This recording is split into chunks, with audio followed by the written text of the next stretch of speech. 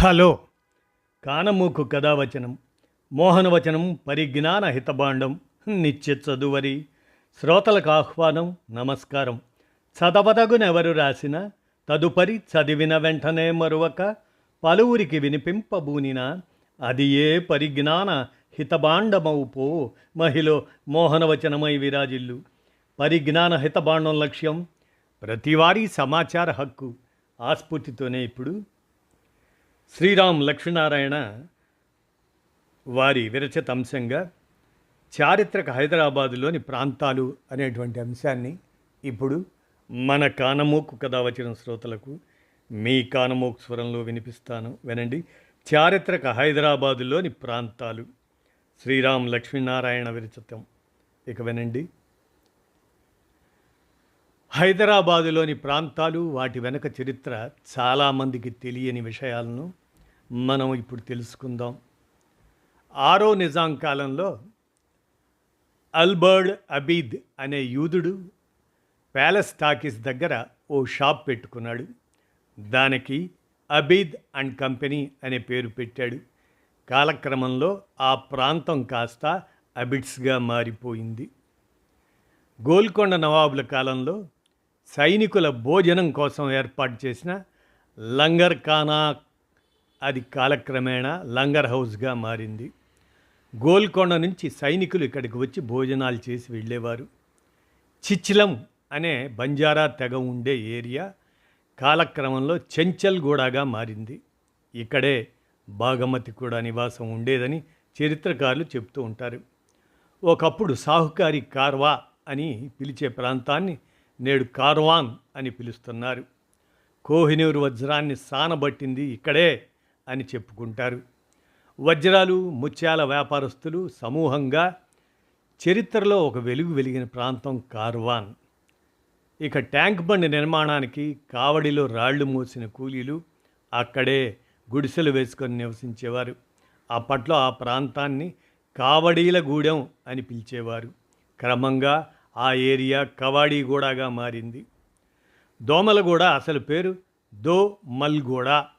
పూర్వం 2 మల్లయోధులు అక్కడ ఉండేవారు. వారి పేరు మీదనే ఆ ఏరియాను దో మల్ గూడ అని పిలిచేవారు. కాలక్రమంలో అది దోమలగూడగా మారింది. ఇబ్రహీం కుతుబ్ షా తన కుమార్తె ఖైరున్నీసా బేగంకు ఇచ్చిన జాగీరు కాలక్రమేణా ఖైరతాబాద్గా మారింది. హైదరాబాద్ వ్యాపారులపై దయతో నిజాం సతీమణి హందా బేగం ఓ ప్రాంతాన్ని రాసిచ్చింది. అది కాలక్రమంలో బేగం బజారుగా నిలిచిపోయింది. 5వ నిజాం అఫ్జల్ ఉద్దౌలా ధాన్యం గింజల వ్యాపారులకు బహుమతిగా ఇచ్చిన భూమి కాలక్రమేణా అఫ్జల్గంజ్గా మారింది. 7వ నిజాం పెద్ద కుమారుడు హిమయత్ అలీ ఖాన్ పేరుతో హిమయత్ నగర్గా స్థిరపడింది. మొదటి తాలూక్దార్ అదే జిల్లా కలెక్టర్ హైదర్ అలీ పేరుతో హైదర్ కూడా ఏర్పడింది. గోల్కొండ రాజు అబ్దుల్లా కుతుబ్ షా వద్ద పనిచేసే మాలిక్ యాకూబ్ ఆ ఇంటి పరిసరాలు ఆయన పేరుతో మలక్పేటగా మారింది. ఇక తార్నాక్ అసలు పేరు తార్నాకా. తార్ అంటే ముళ్ళకంచె, నాకా అంటే పోలీస్ అవుట్ పోస్ట్. నిజాం ప్రభుత్వంలోని ఓ ఉన్నతాధికారికి ఉస్మానియా యూనివర్సిటీ దగ్గరలో తోట ఉండేది. దాని చుట్టూ ముళ్ళకంచె, దాని ముందు ఒక పోలీస్ అవుట్ పోస్ట్ ఉండేది. అందుకే ఆ ఏరియాను తార్ నాకా అని పిలిచేవారు. కాలక్రమంలో అది తార్నాకాగా మారింది. ఇక శాలిబండ అసలు పేరు షా ఆలీ బండ. అప్పట్లో షా ఆలీ అనే ఒక సూఫీ యోగి పెద్ద బండ దాని మీద నివసించేవాడు. ఆయన పేరు మీదనే ఆ ఏరియాను షా ఆలీ బండ అని పిలిచేవారు. కాలక్రమంలో అది శాలిబండగా మారింది. నిజాం ఆస్విక దళంలో అజ్బీనియన్స్ అనే నీగ్రో జాతి ప్రత్యేకంగా ఉండేది. వాళ్ళంతా తార్నాకా దాటిన తర్వాత డేరాలు వేసుకొని ఉండేవాళ్ళు. అజ్బీనియన్స్ ఉండేవాళ్ళు కాబట్టి ఆ ఏరియాను హబ్సీగూడ అని పిలుస్తున్నారు. ధర్మదాత ఖాన్ బహదూర్ అల్లావుద్దీన్ 1900 సంవత్సరంలో నిర్మించిన 3 అంతస్తుల భవనం వల్ల ఆ ప్రాంతానికి మదీనా అనే పేరు వచ్చింది. చిక్కడపల్లి అసలు పేరు చిక్కడ్పల్లి. చిక్కడ్ అంటే మరాఠీలో బురద. ట్యాంక్ బండ్ పరివాహక ప్రాంతం కావటంతో ఆ ఏరియాలో అప్పట్లో మోకాల్లోతు బురద ఉండేది. బురద ఉన్న ప్రదేశం కాబట్టి చిక్కడ్పల్లి అని పిలిచేవారు. కాలక్రమంలో అది చిక్కడపల్లిగా మారిపోయింది. అడిక్మేట్ అసలు పేరు అధిక మెట్టు, ఎత్తైన ప్రాంతం కాబట్టి అధిక మెట్టు అని పిలిచేవారు. కాలక్రమంలో అది అడిక్మెట్గా మారిపోయింది. నిజాం కాలంలో నౌబత్ పహాడ్పై నగారాలు మోగించి ప్రజలకు ఫర్మానా చదివి వినిపించేవారు. నౌబత్ అంటే డోలు, పహాడ్ అంటే గుట్ట. నగారాలు మోగించి ఫర్మానాలు చదివి వినిపించే గుట్ట కాబట్టి దానికి నౌబత్ పహాడ్ అని పేరొచ్చింది. ఇక గోల్కొండ సుల్తాన్ అబ్దుల్లా కుతుబ్ షా మార్నింగ్ వాక్ చేయడానికి ట్యాంక్ బండ్ పరివాహక ప్రాంతంలో పెద్ద ఉద్యానవనాన్ని నిర్మించారు. బాగ్ ఉండటం వల్ల ఆ ఏరియాను బాగ్ లింగంపల్లి అంటున్నారు. ఇక సికిందర్ జా హయాంలో పనిచేసిన మీర్ ఆలం అనే మంత్రి ఆయన స్మారకార్థం తవ్వించిందే మీరాలం చెరువు.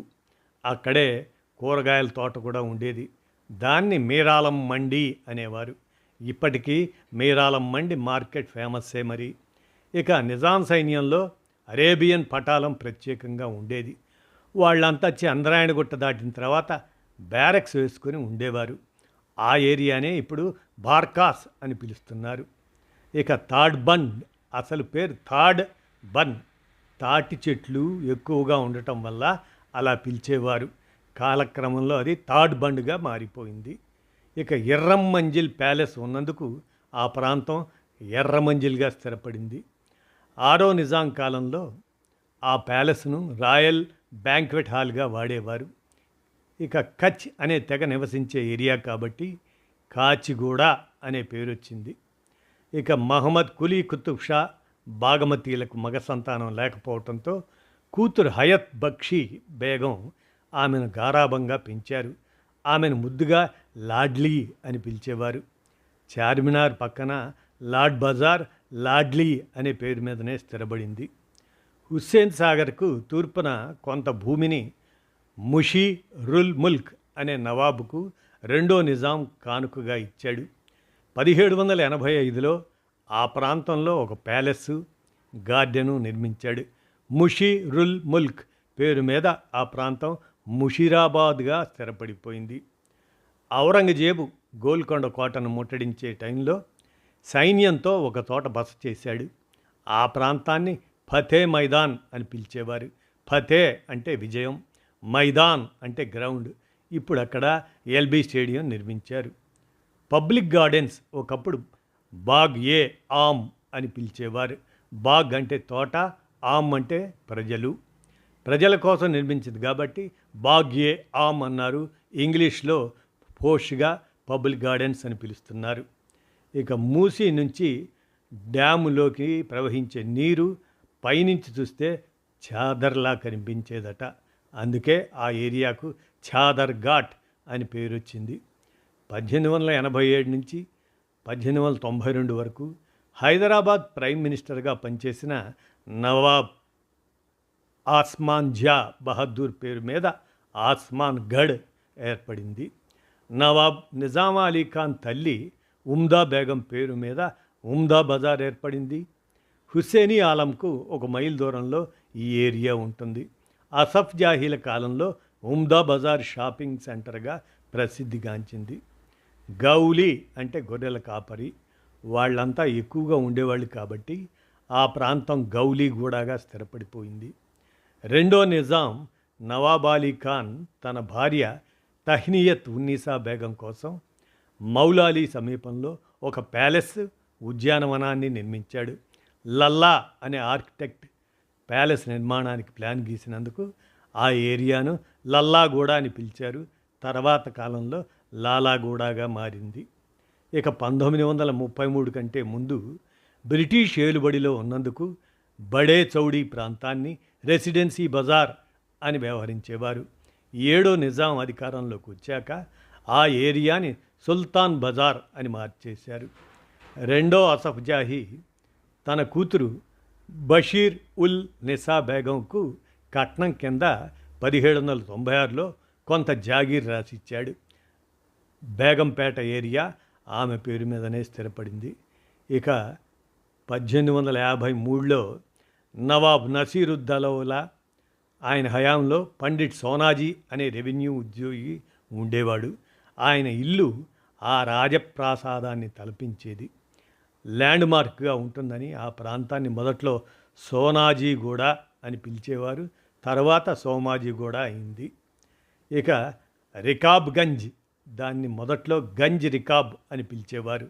తర్వాతి క్రమంలో రికాబ్గంజ్గా మారింది. రికాబ్ అనేది ఒక కంపెనీ పేరు. గంజ్ అంటే హోల్సేల్ షాపింగ్ కాంప్లెక్స్. మొఘళ్ళ కాలంలో ఆ ఏరియాలో మిలిటరీ ఆఫీసర్లు ఉండేవారు.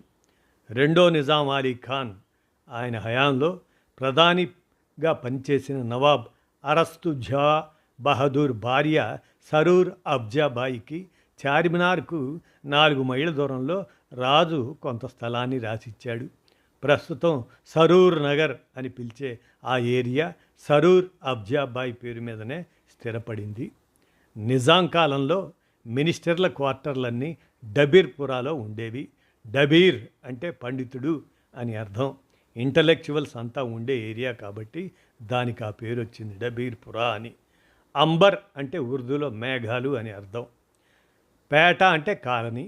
మూసీ పరివాహక ప్రాంతంలో ఆ ఏరియా ఎప్పుడు మేఘావృతమై ఉండేది. దాంతో అది అంబర్పేటగా స్థిరపడిపోయింది. చెన్నకేశవ స్వామి ఆలయం ఉన్న ఆ ప్రాంతాన్ని ఒకప్పుడు చెన్నారాయుడి గుట్టగా పిలిచేవారు. కాలక్రమంలో అది చంద్రాయణ గుట్టగా మారిపోయింది. చిలకలు ఎక్కువగా ఉండేవి కాబట్టి చిలకలగూడకు ఆ పేరు వచ్చింది. సాయంత్రం కాగానే పక్కనే ఉన్న సీతాఫల్ మండి మార్కెట్ మీద గుంపులుగా వచ్చి ఆ చిలకలు వాలి పళ్ళు తిని వెళ్ళేవి. అందుకే చిలకలగూడ అయింది ఆ ఏరియా. మంగళహాట్ అసలు పేరు మంగళహత్. మంగళ్ అంటే మంగళవారం, హత్ అంటే సంత. ప్రతి మంగళవారం అక్కడ సంత జరుగుతుంది కాబట్టి ఆ ప్రాంతాన్ని మంగళహత్ అని పిలిచేవారు. కాలక్రమంలో మంగళహాట్గా మారిపోయింది. నిజాం నవాబు దగ్గర పనిచేసిన రజా అలీ ఖాన్ అనే దివాన్కు నెక్నామ్ ఖాన్ అనే బిరుదు ఉండేది. నవాబు ఆయనకు కొంత భూమిని దానంగా ఇచ్చాడు. ఆ ప్రాంతాన్ని మొదట్లో నెక్నామ్ పల్లిగా పిలిచేవారు. ఇప్పుడు అది నాంపల్లిగా మారిపోయింది. ఇక 1591లో గోల్కొండ రాజ్యానికి ప్రధానిగా చేసిన సయ్యద్ మీర్ మోమిన్ ఆయన పేరు మీద సైదాబాద్ ఏర్పడిందని ప్రచారంలో ఉంది.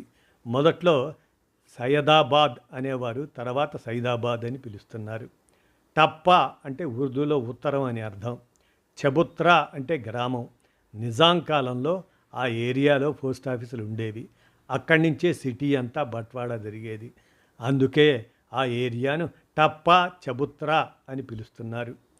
లాలాగూడ స్టేషన్ దాటిన తర్వాత ఉన్న రైల్వే లెవెల్ క్రాసింగ్ దగ్గర తుకారాం అనే గేట్ కీపర్ పనిచేసేవాడు. ఈస్ట్ మారేడుపల్లి, అడ్డగుట్ట నుంచి వచ్చేవాళ్ళంతా గేట్ కీపర్ తుకారాం పేరునే ల్యాండ్ మార్క్గా వాడుకునేవారు. అలా ఆ ప్రాంతం తుకారాం గేట్గా మారిపోయింది. హైదరాబాదుకు చార్మినార్ గుండెకాయ అయితే పాత బస్తీకి యాకుత్పురా గుండెకాయ. యాకుత్ అంటే నీలం రంగు రత్నం అని అర్థం. నిజాం రాజుకి పచ్చలంటే వల్లమాలిన అభిమానం. అందుకే ఆ ఏరియాకు యాకుత్పురా అని నవాబే నామకరణం చేశాడు అని. ఈ అంశాలన్నీ కూడా చారిత్రక హైదరాబాదులోని వివిధ ప్రాంతాల గురించి శ్రీరామ్ లక్ష్మీనారాయణమూర్తి అందజేసిన ఈ సమాచారాన్ని మన కానమోకు కథావచనం శ్రోతలకు మీ కానమోకు స్వరంలో వినిపించాను. విన్నారుగా, ధన్యవాదాలు.